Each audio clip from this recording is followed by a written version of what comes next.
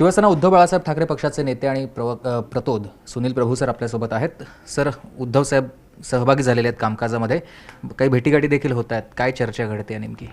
असं की आज नागपूरच्या अधिवेशनामध्ये माजी मुख्यमंत्री आणि उद्धव बाळासाहेब ठाकरे पक्षप्रमुख हे आलेत आणि परिषदेच्या सभागृहात पण ते गेले होते। आज विधिमंडळात आहेत आणि विरोधी पक्षाच्या लोकांशी ते बोलत आहेत।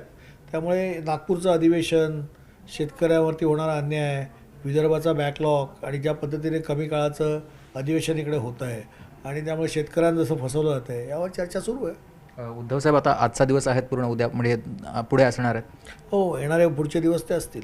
आज एक बैठक त्यांनी बोलावली आहे, मगाशी तुम्ही जसं सांगितलं असं आहे की नागपूरला आल्यानंतर ते प्रत्येक वेळेला आमदारांना भेटतात, तसं आज ते शिवसेना पक्षाचे विधान परिषद आणि विधानसभेच्या सगळ्या आमदारांना भेटतील। काही यावेळेला आदेश दिले जाणार आहेत किंवा बैठकीचा काही अजेंडा आहे? यापूर्वी विधानसभेच्या आमदारांची बैठक झाली, जी आदित्य ठाकरे यांनी घेतली होती आणि त्यामुळे आमची रणनीती ठरलेली आहे। त्यानुसार आम्ही विधानसभेमध्ये प्रत्येक जो विषय आहे तो आणण्याचा प्रयत्न करणार, महाविकास आघाडी म्हणून पण आणणार।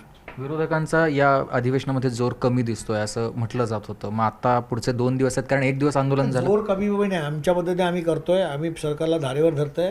फक्त मीडियामध्ये अशा पद्धतीच्या बातम्या पेरून विरोधी पक्षाला बदनाम करण्याचं काम जनतेसमोर करण्याचं काम सुरू आहे। शेतकऱ्यांसाठी उद्धव ठाकरे पूर्ण मराठवाड्यामध्ये फिरत होते आणि त्यावेळेला शेतकऱ्यांना आश्वासन दिलं होतं की या शेतकऱ्यांच्या मुद्द्यावरती सातत्यानं आवाज उठवणार आणि विधानसभेत ज्यावेळेला किंवा विधान परिषदेमध्ये अधिवेशनामध्ये आपण लढा देणार आहोत। आता पुढच्या 2 दिवसामध्ये शेतकऱ्यांसाठी काय काय? शेतकऱ्यांचा प्रश्न तुम्ही बघा, दुसरा दिवस, तिसरा दिवस, आजचा दिवस, आम्ही सगळे शेतकऱ्यांच्या प्रश्नावरती बोलतोय। परंतु हे गेंड्याच्या कातडीचं सरकार आहे, यांची संख्याबळ जास्त असल्यामुळे ते सगळी गोष्ट जी आहे ती शेतकऱ्यांच्या बाबतीत बोलल्यानंतर मजेवारी नेतात आणि त्यामुळे त्यांना असं वाटतं की आम्ही शेतकऱ्यांचे कैवारी, पण शेतकऱ्यांना फसवण्याचं काम ही सगळी मंडळी करत आहेत। त्यामुळे त्यांना त्यांची अद्दल घडेल सत्ता पक्षाला।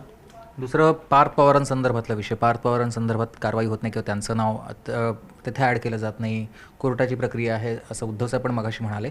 पण सत्ताधारी त्या आहेत, समोर आहेत, अधिवेशन आहे, या काळामध्ये काही आवाज उठवणार? निश्चित त्याच्याबद्दल पण आवाज उठवला जाईल, योग्य वेळेला योग्य दिवशी सभागृहाच्या आतमध्ये आणि सभागृहाच्या बाहेर याच्यावरती आवाज उठेल। धन्यवाद सर आमच्याशी बोलल्याबद्दल। व्हिडिओ जर्नलिस्ट प्रवीण शेट्टी यांच्यासह सुमित सावंत, न्यूज 18 लोकमत, नागपूर।